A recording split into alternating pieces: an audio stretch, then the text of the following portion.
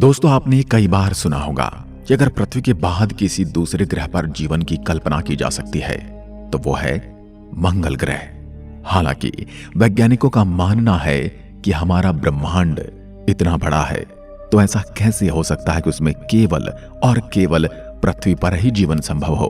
उनके अनुसार ब्रह्मांड पर और भी ऐसे ग्रह मौजूद हैं जिसमें जीवन पनपता है, जीवन जिया जाता है, और वो हमारे जैसे हैं या नहीं ये तो नहीं पता, पर वो जीवित अवश्य होंगे।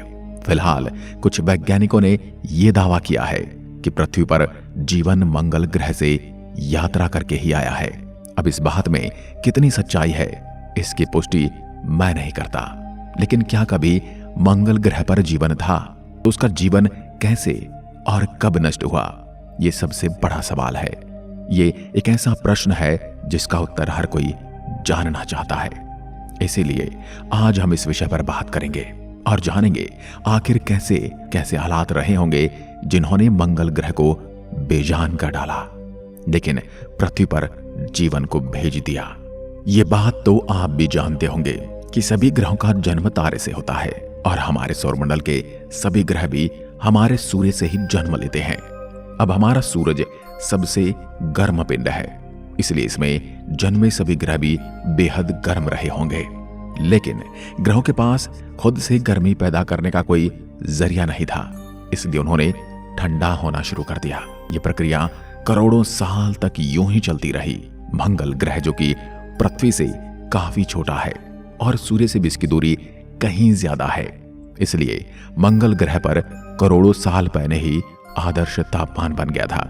जब जन्म के करोड़ों साल बाद भी हमारी पृथ्वी एक भट्टी की तरह तप रही थी, तब मंगल ग्रह पर अच्छा तापमान था और वहां पर स्वच्छ पानी के सागर बहने लगे थे। और अतीत में पानी बहने के सबूत हमारे खोजयानों ने भी ढूंढ निकाले हैं। हमें मंगल पर पानी होने के सबूत मिले हैं। मंगल के इन्हीं महासागरों में सूक्ष्म बैक्टीरिया जन्म लेने लगे और किसी भी ग्रह पर जीवन की शुरुआत बैक्टीरिया के रूप में ही होती है, जबकि बड़े जीव बनने के लिए फिर उन्हें एक लंबा समय तय करना होता है, एक लंबी यात्रा से गुजरना होता है, जबकि मंगल ग्रह पर उन्हें वो समय नहीं मिला, क्योंकि तभी एक एस्ट्रॉयड तेज गति से होता हुआ मंगल ग्रह से टकरा गया, जिससे हजारों परमाणु बम के बराबर उस एस्ट्रॉयड से ऊर्जा निकली और उससे मंगल ग्रह का ऊपरी हिस्सा समाप्त हो गया। इस टकराव से मंगल ग्रह के बैक्टीरिया अपने आप नष्ट हो गए। उसी समय एक और ग्रह घूमता हुआ हमारी पृथ्वी से टकराया और पृथ्वी के दो टुकड़े हो गए। हाँ, ये बात और है कि तब पृथ्वी पर कोई जीवन था ही नहीं, तो उस टक्कर से पृथ्वी के जो टुकड़े हुए उनमें से एक टुकड़े पर तो हम रहते हैं और जो बचा दूसरा टुकड़ा उसे हम आज चांद कहते हैं। इसलिए हिंदू पौराणिक ग्रंथों में पृथ्वी को चांद की बहन कहा गया है और हम पृथ्वी को माता मानते हैं, इसीलिए चंदा को मामा कहा गया है। पृथ्वी के उस ग्रह से हुई टक्कर एक अच्छा संयोग था, क्योंकि उससे भविष्य में पृथ्वी पर जन्म जीने लायक परिस्थितियां बनने वाली थी। साल 2014 में नासा के रोवर्स ने मंगल ग्रह की एक जबरदस्त तस्वीर ली थी, क्योंकि इस तस्वीर में गोल पत्थर दिखाई दिए थे जो कि हजारों साल पानी बहने के कारण बनते हैं। साथ ही तस्वीर में काफी सारे दर्रे और नदी रूपी संरचनाएं भी थी, जिसको देखकर वैज्ञानिकों ने अनुमान लगाया कि एस्टेरॉयड की टक्कर के बावजूद भी मंगल की धरती के अंदर पानी तरल रूप में रहा होगा, क्योंकि ज्वालामुखी के फटने के कारण भाव की अवस्था में बाहर निकला। आपको यह भी पता होना चाहिए कि मंगल ग्रह पर अनगिनत ज्वालामुखी हैं। एवरेस्ट की चोटी से 3 गुना ऊंचा मंगल का ओलंपस पर्वत भी असल में एक ज्वालामुखी ही है। जलवाष्प के रूप में ज्वालामुखियों ने जब पानी बाहर फेंका तो मंगल पर बादल बने, जिससे बारिश हुई, जिससे एक बार फिर से मंगल ग्रह पर जीवन पनपने लगा। लेकिन ये दूसरी बार पनपने वाला जीवन भी यहाँ लंबे समय तक नहीं चल सका, क्योंकि सूर्य से ज्यादा दूरी होने की वजह से मंगल ग्रह तब काफी ज्यादा ठंडा हो गया था और उसका पानी बर्फ में जम गया था। मंगल ग्रह पर अत्यधिक ठंड होने के कारण उसके बैक्टीरिया जैसे सूक्ष्म जीव भी समाप्त होने लगे। दूसरी तरफ तभी पृथ्वी का तापमान अब सही होने लगा था और चंद्रमा के गुरुत्वाकर्षण ने पृथ्वी को तब एक महत्वपूर्ण बेहतरीन स्थिति प्रदान की, जबकि ऐसी स्थिरता मंगल ग्रह पर नहीं थी, क्योंकि उनके दोनों उपग्रह बेहद छोटे हैं और उनका गुरुत्वाकर्षण बल मंगल ग्रह को एक दूरी पर बांधने लायक नहीं है, जबकि हमारा चंद्रमा काफी बड़ा है और उसका गुरुत्वाकर्षण बल हमारी पृथ्वी को एक तरफ झुकाकर रखता है, जिसकी वजह से यहाँ सर्दी, गर्मी और बारिश वाले मौसम बन पाते हैं। पृथ्वी पर जीवन केवल मंगल ग्रह की तरह बैक्टीरिया में नहीं पनपा, बल्कि यहाँ पर समुद्रों में कई तरह के जीव विकसित होने लगे। लेकिन तब पृथ्वी के पास ओजोन परत नहीं थी, तब कोई भी जीव समुद्र से बाहर नहीं रह सकता था। लेकिन पृथ्वी पर आदर्श तापमान की वजह से बैक्टीरिया का निर्माण हुआ, जो सूरज की गर्मी को सहन कर सकते थे। उस अनोखे घटनाक्रम के जरिए बैक्टीरिया जीवन के लिए एक बेहतरीन पदार्थ का निर्माण करने लगे, जिसे हम ऑक्सीजन कहते हैं। तब पृथ्वी पर मंगल ग्रह से कहीं ज्यादा ऑक्सीजन बन गई थी, और जब सूरज की घातक अल्ट्रा वायलेट किरणें ऑक्सीजन के अणुओं पर गिरी, तो ऑक्सीजन के दोनों परमाणुओं ने अलग होकर ओजोन परत का निर्माण किया, और पृथ्वी के चारों ओर ओजोन की मोटी परत बन गई, जो सूर्य से निकलने वाली घातक किरणों को सोखने का काम करने लगी। अब पृथ्वी का वातावरण काफी अच्छा हो चुका था, और यहाँ के जीवों ने समुद्र के बाहर निकलकर धरती पर रहना आरंभ कर दिया था।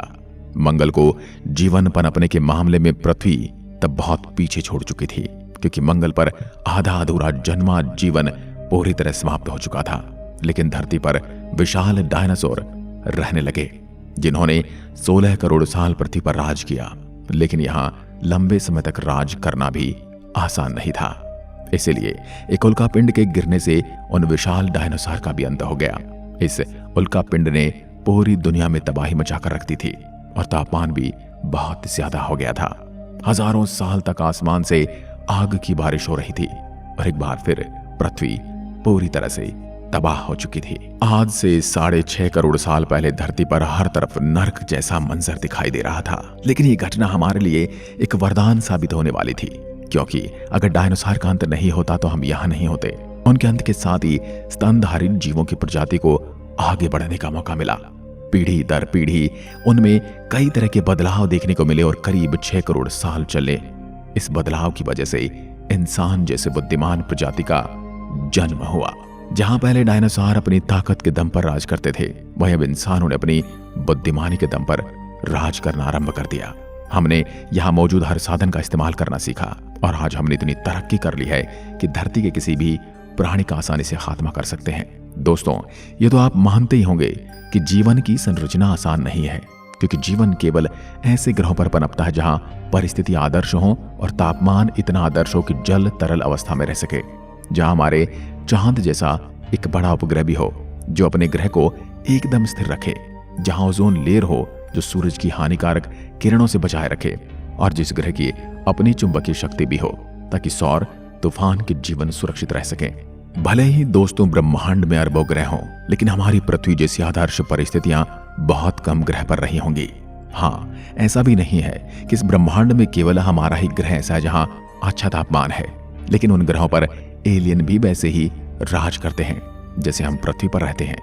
जब तक पृथ्वी पर आदर्श परिस्थितियां रहेंगी तब तक हम इंसान ऐसे ही रहेंगे, लेकिन हालात भी ऐसे कब तक रहेंगे?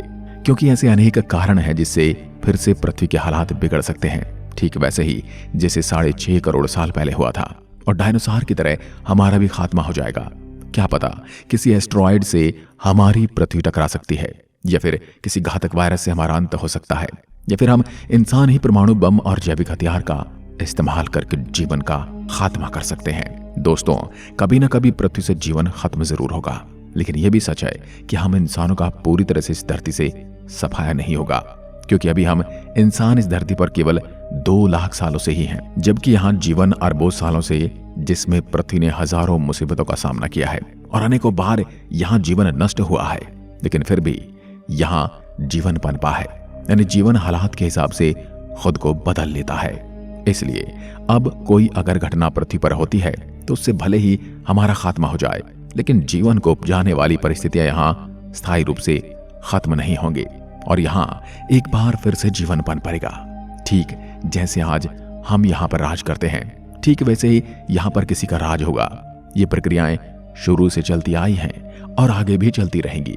यहाँ ये बात भी है कि एक न एक दिन पृथ्वी का अंत जरूर होगा, और इसकी वजह बनेगा हमारा सूर्य, जो हमें जीवन देता है, क्योंकि सूर्य ऊर्जा का भंडार है, और जैसे जैसे इसका ईंधन खत्म हो रहा है वैसे वैसे इसका आकार भी बढ़ने लगा है। 2 अरबों साल बाद सूरज 15% बढ़ चुका होगा और तब पृथ्वी काफी ज्यादा गर्म हो चुकी होगी और यहां से जीवन पूरी तरह से समाप्त होना आरंभ हो जाएगा। और जब सूरज का ईंधन पूरी तरह से समाप्त हो जाएगा तब इसका आकार पूरी तरह से बढ़ जाएगा। उस समय सूरज का फैलाव हमारी पृथ्वी तक पहुंच जाएगा और हमारी पृथ्वी पिघलकर सूरज में समा जाएगी। इसलिए मैं इतना ही कहूंगा कि हमारी पृथ्वी अमर नहीं है और जिस तरह किसी भी चीज का जन्म होता है ठीक वैसे ही हमारी पृथ्वी का भी जन्म हुआ है और जिसका जन्म हुआ है उसका अंत अवश्य है। आज की वीडियो में बस इतना ही। अगर वीडियो पसंद आए तो लाइक कीजिए और ऐसी वीडियो देखने के लिए हमारे चैनल को तुरंत सब्सक्राइब जरूर करें। धन्यवाद।